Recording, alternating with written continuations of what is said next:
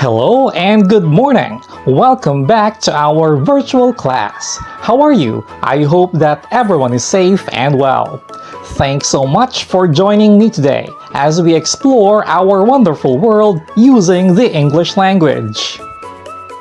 I'm Sir Len Erickwill, your English 9 teacher, discussant, and co-adventurer as we take a journey through Anglo-American literature. I'm pretty sure you will learn new things which you can apply in the real world outside the classroom.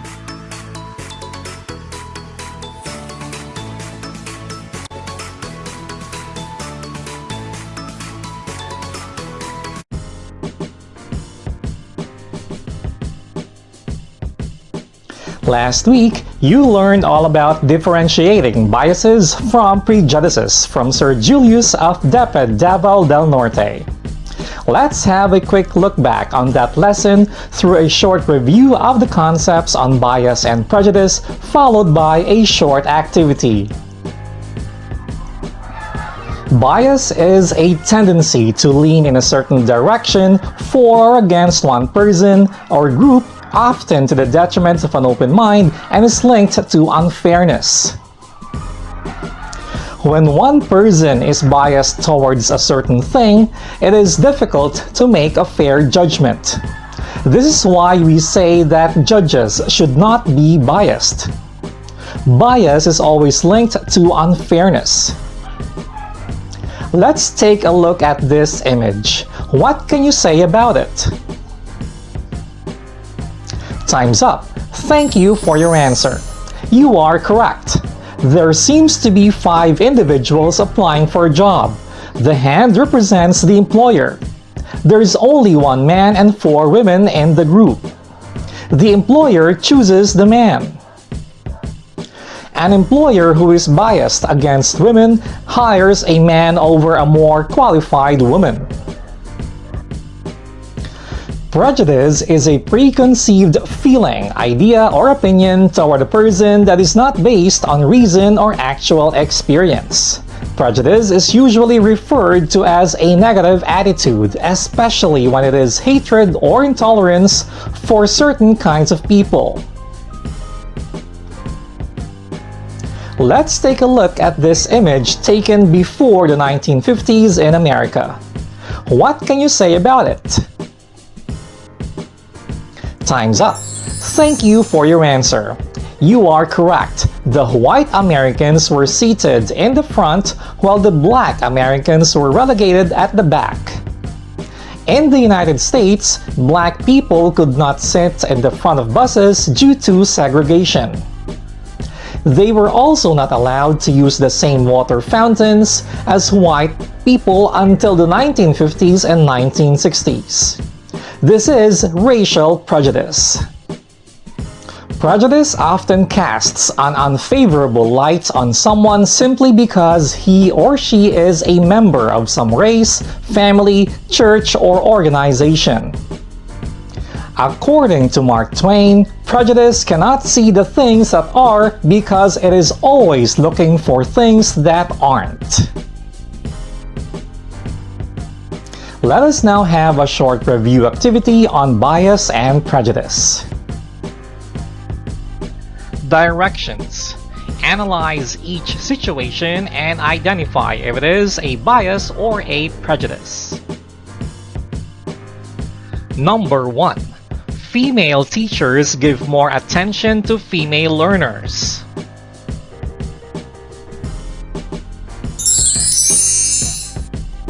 Time is up. If your answer is bias, you are certainly correct. Number 2. Not serving a person in a restaurant or retail store because of his or her skin color or race.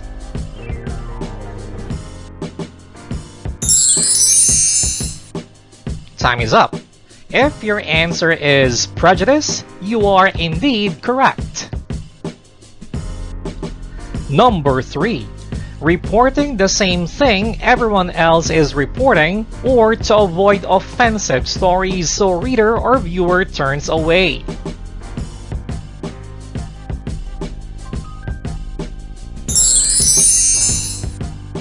Time is up. If your answer is bias, you are totally correct. Number 4. Hiring new employees who only graduated from prestigious colleges and universities.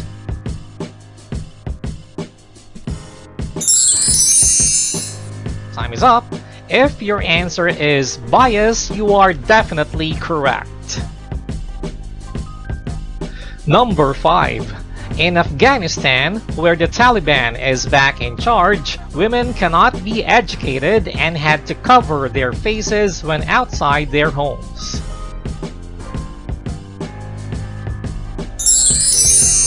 Time's up. If your answer is prejudice, you are absolutely correct. Great job, everybody! You guys are amazing! How can we lessen the influence of biases and prejudices? According to Goodline 2012, we can lessen the influence of biases and prejudices by learning about persons of other cultures, identifying how these cultures contribute to our community or to the world, educating others about other cultures, and practicing tolerance. Nelson Mandela once said, "No one is born hating another person because of the color of his skin or his background or his religion. People must learn to hate, and if they can learn to hate, they can be taught to love, for love comes more naturally to the human heart than its opposite." Moving forward, let us be more accepting of individual differences and always keep an open mind. Let us now start the ball rolling in discussing this week's lesson. The most essential learning competency is differentiate bias from prejudice with the following objectives. Number 1. Use verbals. Number 2. Identify the participle and the word it modifies in the given sentences. Number 3. Create a slogan to promote equality and social justice using participles.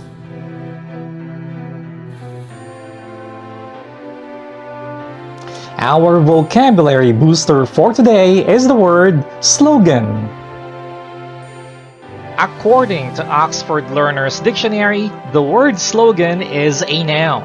Slogan is a word or phrase that is easy to remember, used for example by a political party or in advertising to attract people's attention or to suggest an idea quickly. Let's use it in a sentence. The slogan of the team is "Stand fast, no matter what." Here are some examples of slogans. Change is coming. Fearlessness and compassion. Fearless solutions, fast action. It's more fun in the Philippines. Let's take a look and analyze the images.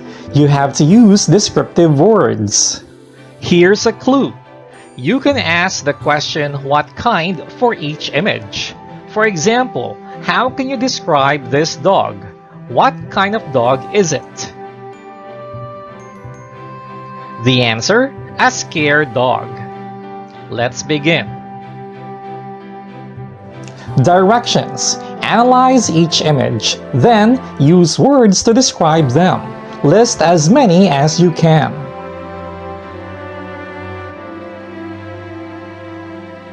Number 1.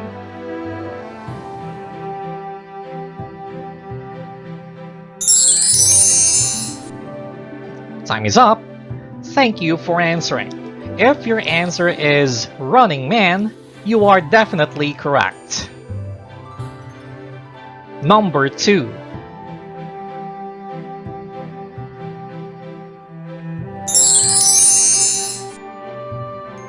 Time is up. Thank you for answering. If your answer is Broken Heart, you are absolutely correct. Number 3.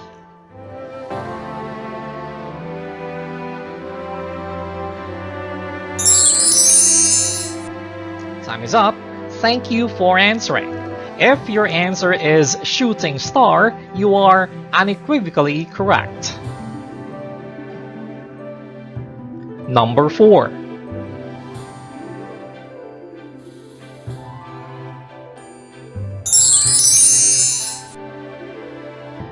Time is up. Thank you for answering. If your answer is frozen food, you are certainly correct. You guys did a fantastic job in describing the images using descriptive words.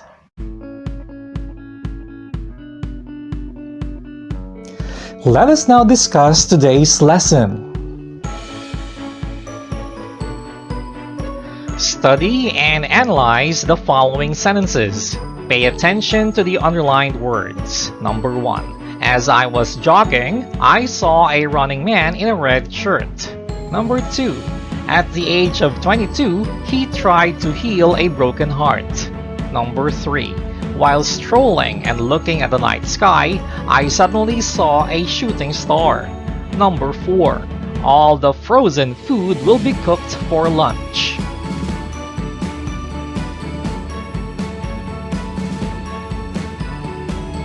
What is the function of the underlined words in the sentence?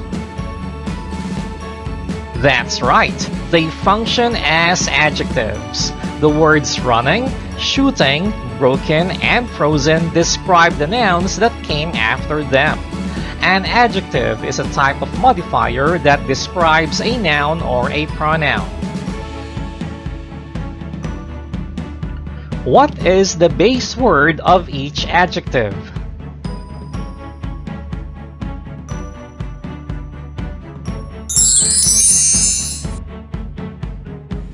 Time is up. Thank you for answering. The base word of running is run, shoot for shooting, break for broken, and freeze for frozen. You will notice that broken and frozen are the past participle forms of break and freeze. The words running and shooting are the present participle forms of run and shoot. These underlined words belong to a special group of words called verbals. What are verbals? A verbal is a word formed from a verb but functions as a different part of speech. The verbals in the sample sentences are called participles. A participle is a verb used as an adjective. A participle may make use of the past participle of the verb or its present participle or ing form. The past participle usually ends in d, ed, or em, like broken, confused, and wrecked. The present participle ends in ing, like crying, rising, walking.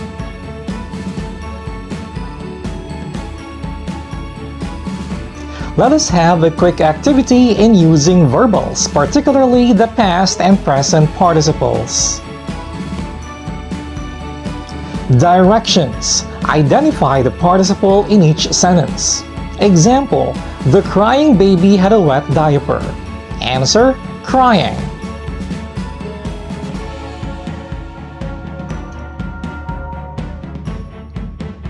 Number 1. The plumber drained the clogged sink in the kitchen. Number 2. She hugged the panting dog. Number 3. He held out his bitten finger. Number 4. The screaming crowd greeted the presidential candidate. Number 5. We remind the politician of his forgotten promises. Let's begin. Number 1. The plumber drained the clogged sink in the kitchen.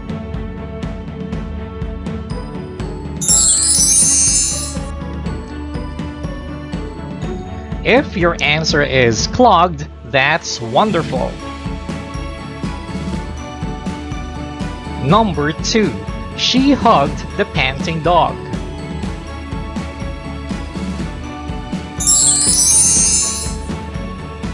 If your answer is panting, that's fantastic. Number 3. He held out his bitten finger.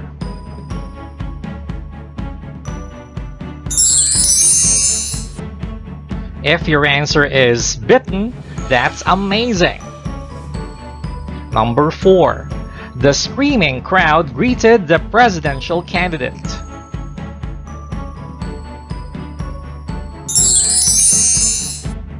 If your answer is screaming, that's remarkable. Number 5. We remind the politician of his forgotten promises.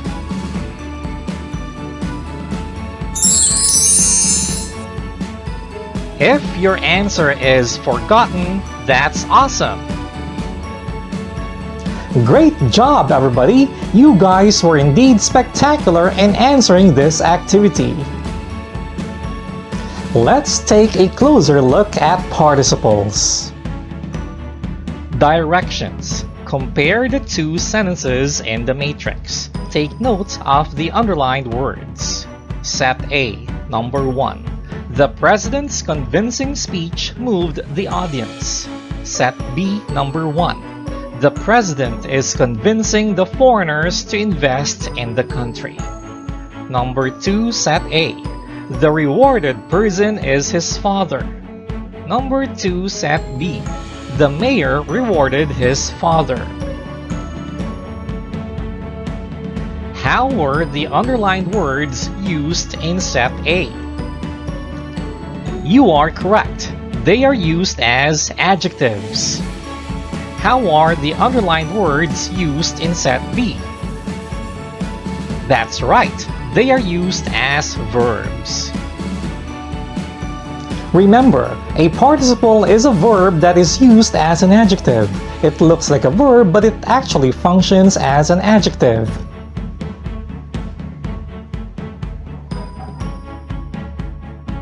What is the position of a one-word participle? The one-word participle comes before the noun it modifies. What is a participial phrase? A participial phrase consists of a participle plus its modifiers and complements. Example: removing his overall, Zane jumped into the lake. Removing is the participle. His overall is the direct object of action expressed in participle. Removing his overall, therefore, is your participial phrase.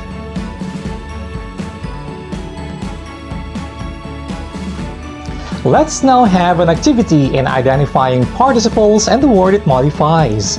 You may also take a screenshot of this activity and answer it in your notebook. Directions. Identify the participle and the word it modifies in each sentence. You may circle the participle and underline the word it modifies.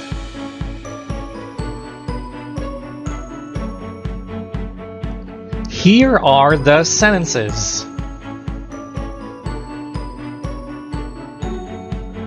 Number 1. The pouring rain forced us to stay indoors.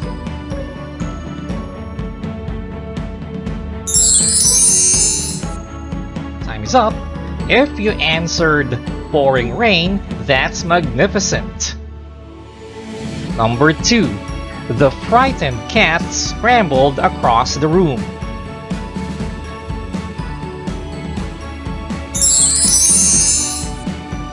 Time is up. If you answered frightened cat, that's superb. Number 3. We lined up for roasted meat at the buffet restaurant.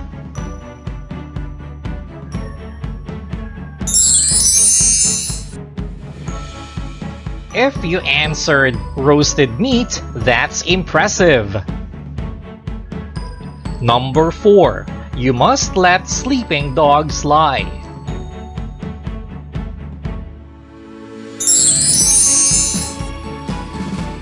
Time is up. If you answered sleeping dogs, that's terrific. Number 5. He narrated a moving story around a bonfire.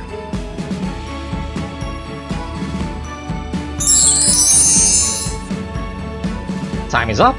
If you answered moving story, that's excellent.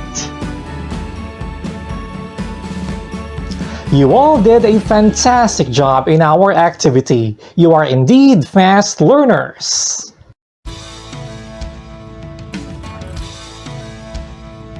It's now time for you to apply in your lives what you've learned about participles in connection with bias and prejudice. Here is the situation.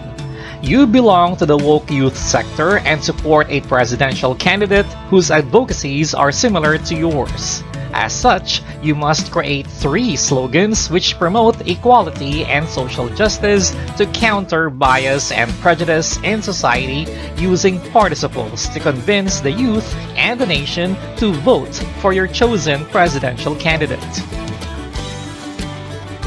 Your goal: make 3 creative slogans which promote equality and social justice using participles to be used in the campaign sortie of your chosen presidential candidate. Your role: you belong to the woke youth sector. Your audience: the youth and the whole nation. The situation: convince the nation to vote for your chosen presidential candidate through your slogans. The product, performance, and purpose: 3 creative slogans which promote equality and social justice using participles. The standards and criteria for success: a rubric will be used to assess the slogans.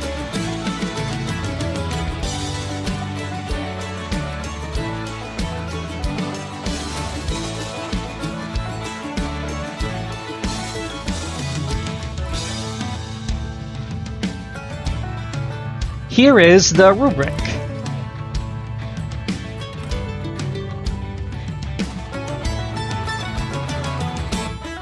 Take note, this is a team output.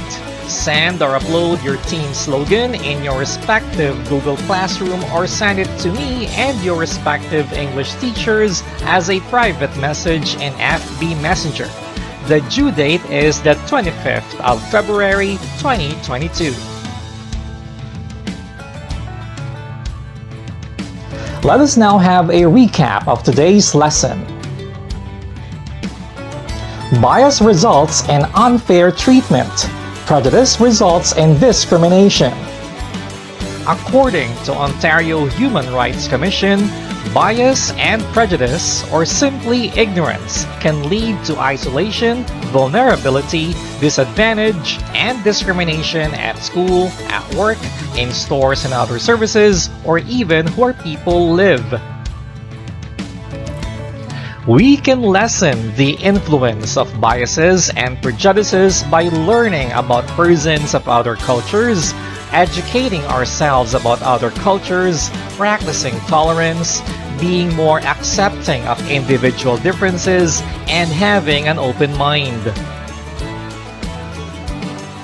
A participle is a verb used as an adjective. It may make use of the past participle of the verb or the present participle or ing form. The past participle usually ends in d, ed, or em. The present participle ends in ing. The one-word participle comes before the noun it modifies. A participial phrase consists of a participle plus its modifiers and complements. The whole phrase functions as an adjective. Learning English grammar helps us to arrange words to form proper sentences, which we need in speaking and in writing. Basically, grammar helps us to communicate effectively and to express ourselves confidently in dealing with people, which is essential in the 21st century and beyond. You will have a short quiz about participles. A quiz's link will be shared in your respective GCs later.